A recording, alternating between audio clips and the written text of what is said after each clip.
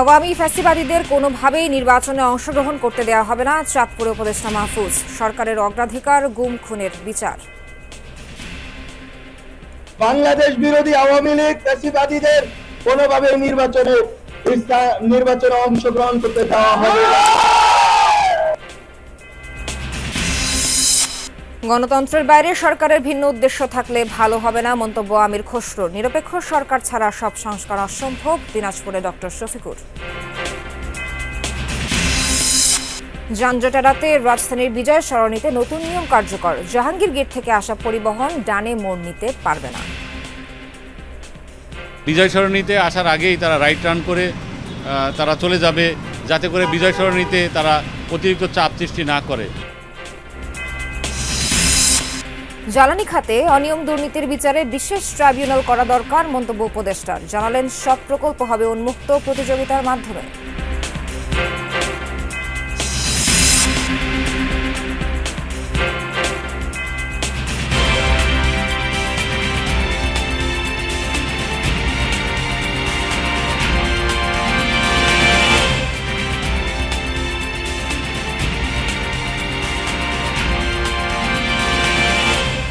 স্বাগত সবাইকে, আমন্ত্রণ যমুনা নিউজে। এতক্ষণ শিরোনাম দেখছিলেন, পুরো খবর জানাবো নাবিলা সোহার।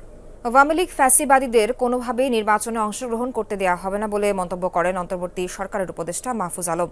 দুপুরে চাঁদপুরের হাজীগঞ্জ বাজারে ছাত্র জনতার সাথে শুভেচ্ছা বিনিময় করেন মাহফুজ। এ সময় তিনি বলেন, সরকারের অগ্রাধিকার রয়েছে খুনিদের বিচার করা, গুম খুন এবং ধর্ষণের বিচার করা। এছাড়া দেশ সংস্কার করে একটি সুষ্ঠু নির্বাচন দেশের মানুষকে উপহার দেয়া। তবে যারা বাংলাদেশ বিরোধী তাদের কোনোভাবেই নির্বাচনে অংশগ্রহণ করতে দেওয়া হবে না বলেও জানান উপদেষ্টা। বাংলাদেশ বিরোধী আওয়ামী লীগ ফ্যাসিবাদীদের কোনোভাবেই নির্বাচনে অংশগ্রহণ করতে দেওয়া হবে না। সরকারের অগ্রাধিকার রয়েছে খুনিদের বিচার করা, গুম খুনের ধর্ষণের বিচার করা এবং সংস্কার করা। গণতন্ত্রের বাইরে অন্তর্বর্তী সরকারের ভিন্ন উদ্দেশ্য থাকলে তার ফল ভালো হবে না বলে হুঁশিয়ারি দিয়েছেন বিএনপির স্থায়ী কমিটির সদস্য আমির খসরু মাহমুদ চৌধুরী। তিনি সবাইকে স্মরণ করিয়ে দেন, সবার সমর্থনে গঠিত হয়েছে অন্তর্বর্তী সরকার। আমির খসরু বলেন, সরকার পরিচালনায় যুক্তদের এমন কোনো আচরণ বা বক্তব্য দেওয়া উচিত নয় যাতে সমস্যা সৃষ্টি হয়। আলাদা অনুষ্ঠানে বিএনপি নেত্রী সেলিমা রহমান বলেন, জাতীয় ঐক্য রক্ষায় নির্বাচনের বিকল্প নেই। মাঘের শীতে রাজনীতিতে উত্তাপ বাড়ছেই। মির্জা ফখরুলের বক্তব্য নিয়ে দুই উপদেষ্টার তীব্র প্রতিক্রিয়ায় নাখোশ বিএনপি। জাতীয় প্রেস ক্লাবে জিয়া পরিষদের আলোচনায় বিএনপি স্থায়ী কমিটির সদস্য আমির খসরু মাহমুদ চৌধুরী স্মরণ করিয়ে দেন অন্তর্বর্তীকালীন সরকার গঠনে রাজনৈতিক দলগুলোর সমর্থনের কথা।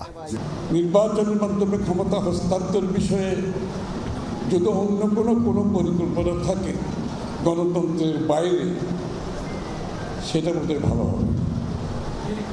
সুতরাং আচার আচরণের কথাবার্তায়, সিদ্ধান্তে, নীতিমালায় এমন কিছু করবেন না যেটা ভুলে যাবেন না আমরা সকলের সমর্থনের সরকার।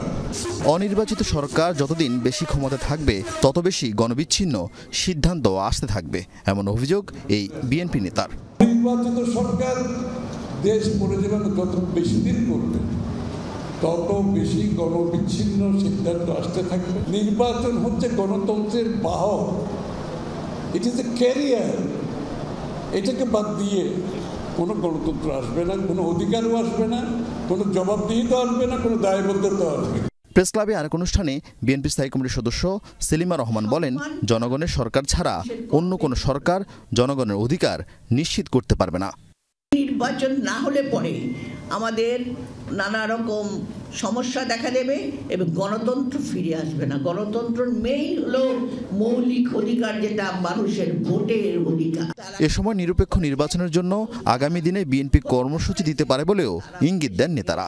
পালিয়ে গেছে, কাজে আমাদেরকে মনে আরিফিন শাকিল, যমুনা নিউজ, ঢাকা। নিরপেক্ষ সরকার ছাড়া সব সংস্কার সম্ভব নয়, যতটুকু প্রয়োজন ততটুকু সময় নিয়ে অন্তর্বর্তী সরকারকে সংস্কারের আহ্বান জানালেন জামায়াতের আমির ডক্টর শফিকুর রহমান। সকালে দিনাজপুরের ঐতিহ্যবাহী গোরে শহীদ ময়দানে দলের কর্মী সম্মেলনে অংশ নেন তিনি। বলেন, দেশপ্রেমিক সব সংগঠনকে প্রতিপক্ষ এবং দুশ্মন বানিয়ে নির্যাতন চালিয়েছে আওয়ামী লীগ। উন্নয়নের নামে দেশবাসীকে অন্ধকারে রেখেছিল স্বৈরাচারী সরকার। অভিযোগ করেন, রডের বদলে বাঁশ এবং সিমেন্টের বদলে ছাই দিয়ে তারা তাদের উন্নয়নের কাজ চালিয়েছে। জনগণ দেশকে ভালোবাসে বলেই স্বৈরাচারের বিদায় হয়েছে বলে মন্তব্য করেন ডক্টর শফিকুর রহমান। খুনের বিচার যদি না হয় তাহলে খুনের সংস্কৃতি বন্ধ হবে না। লুটপাটের বিচার যদি না হয় লুটপাটের সংস্কৃতি বন্ধ হবে না। চাঁদাবাজদের বিচার যদি না হয় চাঁদাবাজি বন্ধ হবে না। ঘুষখোরের বিচার যদি না হয় ঘুষখোরি বন্ধ হবে না। সুতরাং সকল অন্যায়ের বিচার হতে হবে। রাজধানীর বিজয় সরণি ক্রসিংয়ে নতুন নিয়ম চালু করেছে ঢাকা মেট্রোপলিটন পুলিশের ট্রাফিক বিভাগ। জাহাঙ্গীর গেট থেকে আসা যানবাহনকে বিজয় সরণির পরিবর্তে প্রধান উপদেষ্টার কার্যালয়ের সামনে দিয়ে ডানে মোড় নিয়ে নগরীর পশ্চিমাংশে যেতে হবে। এতে যানজট অনেকটা কমানো সম্ভব বলে মনে করছেন কর্মকর্তারা। আমরা রিপোর্টটির জন্য অপেক্ষা করছি।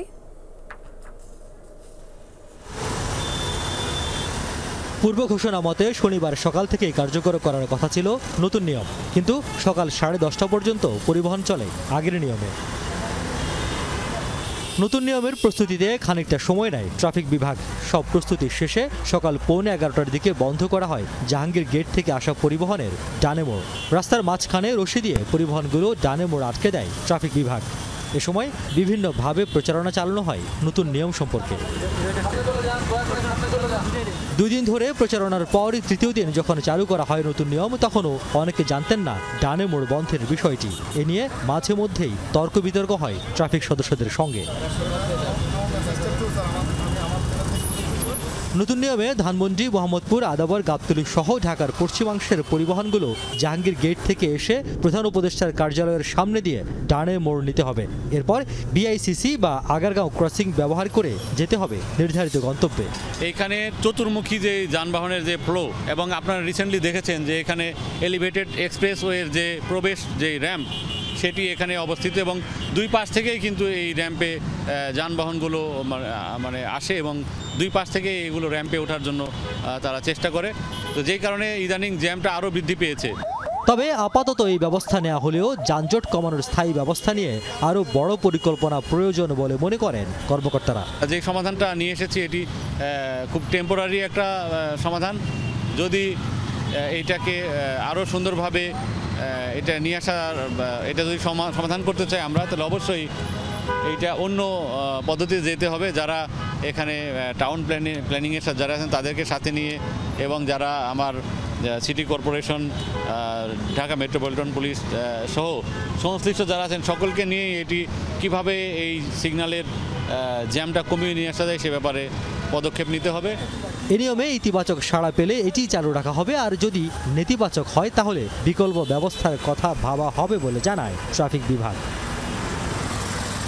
রিয়াজ রায়হান, যমুনা নিউজ, ঢাকা। এখন থেকে জ্বালানি খাতের সব প্রকল্প উন্মুক্ত প্রতিযোগিতার মাধ্যমে করা হবে বলে জানিয়েছেন বিদ্যুৎ, জ্বালানি ও খনিজ সম্পদ মন্ত্রণালয়ের উপদেষ্টা মোহাম্মদ ফাজুল কবির খান।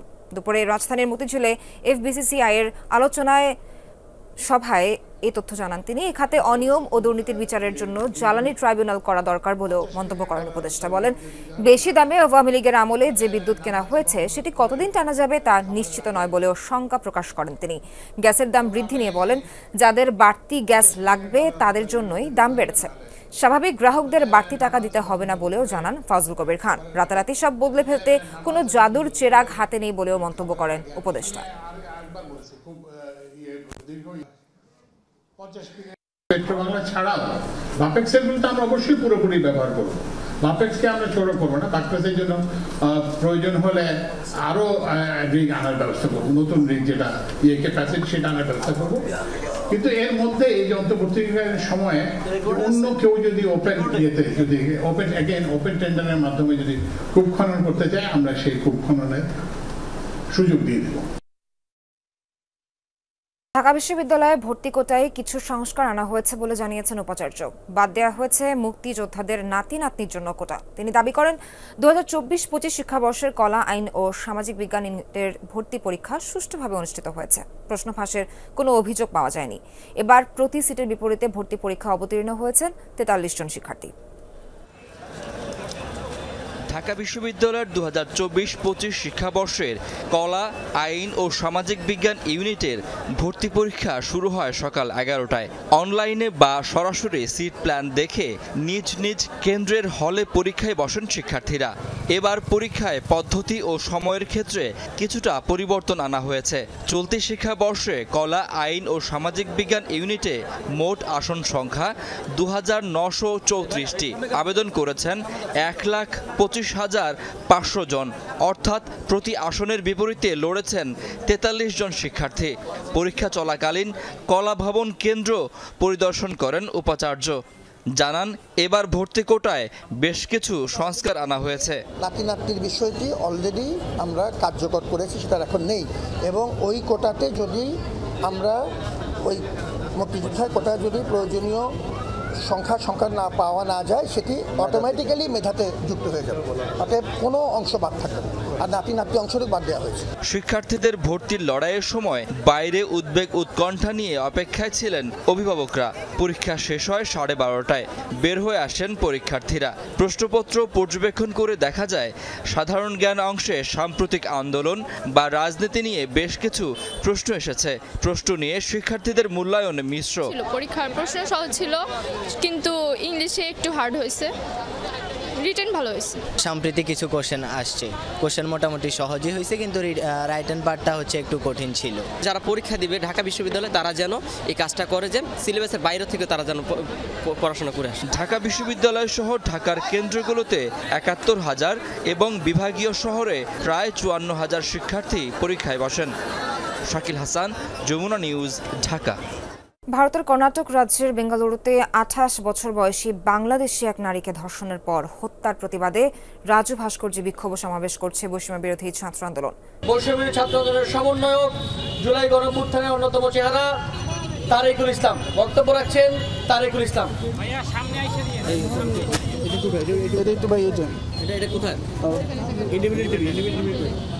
ইন্ডিপেন্ডেন্ট টিভিটা কই?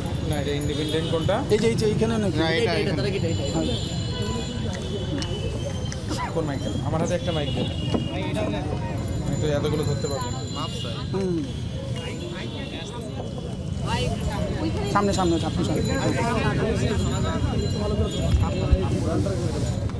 সংগ্রামী বন্ধুগণ, আজকে 2025 সালের জানুয়ারি মাসে এসে আমাদের বোন নাজমা ভারতে ধর্ষণের শিকার হওয়ার পর যখন খুন হন, তখন আমরা দেখি এই যে হত্যা, এই যে ভারতে বাংলাদেশি হত্যা, কিংবা ভারতীয়দের হাতে কোনো বাংলাদেশির হত্যা বা খুন আজকের কোনো বিচ্ছিন্ন ঘটনা নয়। বাংলাদেশে স্বাধীনতার পর থেকেই ভারত এই দেশের জনগণকে তাদের নিজেদের দেশের সেকেন্ড ক্লাস নাগরিকের মতো করে মনে করে ইচ্ছা মতো খুন এবং ব্যবহার করেছে। রাজধানীর বংশালে স্বামীর হাতুড়ির আঘাতে গৃহবধূ খুনের ঘটনায় অভিযুক্ত স্বামী মোহাম্মদ ইব্রাহিমকে আদালতে তোলা হয়েছে। শুক্রবার বিকেলে সিক্কাটুলি লেনে ঘটনায় তাকে আটক করে পুলিশ। রাতে বংশাল থানায় একটি হত্যা মামলা করে নিহত মাকসুদার পরিবার স্বজনরা জানায় 2 বছর আগে মাকসুদা খাতুন ও মোহাম্মদ ইব্রাহিমের বিয়ে হয়। এরপর নানা ইস্যুতে কয়েকবারই তাদের মধ্যে পারিবারিক কলহ দেখা দেয়। শুক্রবার বিকেলে কথা কাটাকাটির এক পর্যায়ে রাগান্বিত হয়ে মাকসুদাকে হাতুড়ি দিয়ে মাথায় আঘাত করে ইব্রাহিম। এতে ঘটনাস্থলেই তার মৃত্যু হয়। পরে পুলিশ মরদেহ উদ্ধার করে এবং স্বামীকে আটক করে। তাদের 1 বছর বয়সী একটি মেয়ে রয়েছে। আসামি ইব্রাহিম পেশায় একজন ফ্রিল্যান্সার। রাজধানীর মোহাম্মদপুর ও আদাবর এলাকায় অভিযান চালিয়ে ছিনতাইকারী চক্রের 10 সদস্যকে গ্রেফতার করেছে র্যাব। এ সময় তাদের কাছ থেকে 2টি দেশীয় অস্ত্র, একটি চাপাতি, 3টি চাকু ও 4টি ফোল্ডিং চাকু জব্দ করা হয়। সকালে র্যাবের সহকারী পরিচালক এএসপি খান আসিফ তপু এই তথ্য জানান। বলেন, শুক্রবার রাতে ছিনতাইকারী চক্রের সদস্যরা ছিনতাইয়ের প্রস্তুতি নিচ্ছিল, সেই খবর পেয়েই চালানো হয় অভিযান। এ সময় মোহাম্মদপুর ও আদাবর থেকে দস্যুতা মামলার আসামিসহ 10 ছিনতাইকারীকে গ্রেফতার করা হয়। রাজধানীর বিভিন্ন এলাকায় পথচারীদের ভয় ভীতি দেখিয়ে নগদ টাকা পয়সা, স্বর্ণালংকার, মুঠো ফোন সহ মূল্যবান জিনিসপত্র ছিনতাইয়ের সাথে জড়িত ছিল দলটি। গ্রেফতারকৃতদের রাজধানী মোহাম্মদপুর ও আদাবর থানায় হস্তান্তর করা হয়েছে।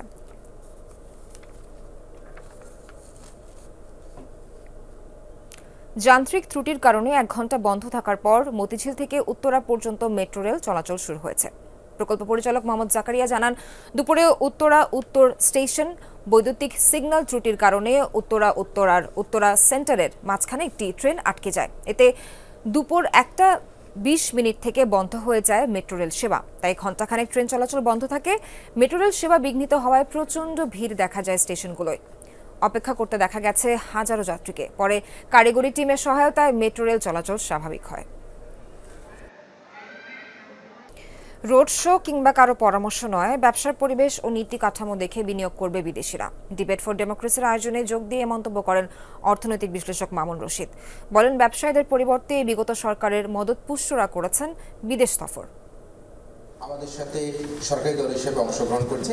বাংলাদেশে বিদেশি বিনিয়োগের চ্যালেঞ্জ প্রতিপাদ্যে হলো ছায়া সংসদ বিতর্ক প্রতিযোগিতা। আয়োজনে ছিল ডিবেট ফর ডেমোক্রেসি। বন্দর ব্যবস্থাপনার অবকাঠামোগত নিয়ন্ত্রণ ও আমলাতন্ত্রের প্রধান অতিথি হিসেবে যোগ দেন অর্থনৈতিক বিশ্লেষক মামুন রশিদ। তিনি বলেন, রোড শো কিংবা কারো পরামর্শে নয়, ব্যবসার পরিবেশ ও নীতি কাঠামো দেখে বিনিয়োগ করবে বিদেশিরা। বিদেশি কোনো বিনিয়োগকারীরা রোড শো দেখে কিংবা রোড শোতে অংশগ্রহণ করে কিংবা দূতাবাস কর্তৃক আমন্ত্রিত হয়ে ডিনারে লাঞ্চে বিনিয়োগের সিদ্ধান্ত নেয় না। রোড শোতে যারা আসে তারা বেশিরভাগ হচ্ছে ওই যেই দল সরকারে থাকে তাদের আশ্রয় পুষ্ট কিংবা তাদের আশীর্বাদ পুষ্ট লোকেরা, যারা সত্যিকার হতে ব্যবসায়ী কিংবা উদ্যোক্তা নয়। ঘুষ দুর্নীতির ফলে বিনিয়োগকারীরা পিছু হটেছে অভিযোগ করেন তিনি। জানান, বড় ধরনের বিনিয়োগের পূর্ব শর্ত রাজনৈতিক স্থিতিশীলতা থাকতে হবে, চটকদার ব্র্যান্ডিংও। যে রাজনৈতিক স্থিতিশীলতা একটি বিরাট বিষয়, বিরাট একটি নিয়ামক। একটি সরকার, নির্বাচিত সরকার, ইনক্লুসিভ, প্রতিনিধিত্বশীল এবং জনগণের সরকার, এটা মানে শক্তিশালী সরকার একটা শক্তির বহিঃপ্রকাশ ঘটায়। অনুষ্ঠানে ডিবেট ফর ডেমোক্রেসির চেয়ারম্যান বলেন, বিদেশি বিনিয়োগ বাড়াতে আমলাতান্ত্রিক জটিলতা দূর করা জরুরি, একই সাথে দরকার রাজনৈতিক সদিচ্ছা। যে রাজনৈতিক সদিচ্ছা যতখানি জরুরি, আমলাতান্ত্রিক জটিলতা দূর করা ততটাই জরুরি। রাজনৈতিকভাবে যদি আমরা কোনোভাবে ইচ্ছা পোষণ না করি, তাহলে কিন্তু সেই বিনিয়োগ আনা যাবে না। প্রতিযোগিতায় প্রস্তাবের পক্ষে ঢাকা ইন্টারন্যাশনাল ইউনিভার্সিটি এবং বিপক্ষে ছিল ড্যাফোডিল ইন্টারন্যাশনাল ইউনিভার্সিটি। সমান সংখ্যক স্কোর পাওয়ায় দুদলকেই বিজয়ী ঘোষণা করা হয়। তারা 380 নম্বর পেয়ে যৌথভাবে তারা বিজয়ী হবার গৌরব অর্জন করেছে। হাসিবুল করিম বিজয়, যমুনা নিউজ, ঢাকা। এখনকার মতো শেষ করছি যমুনা নিউজ।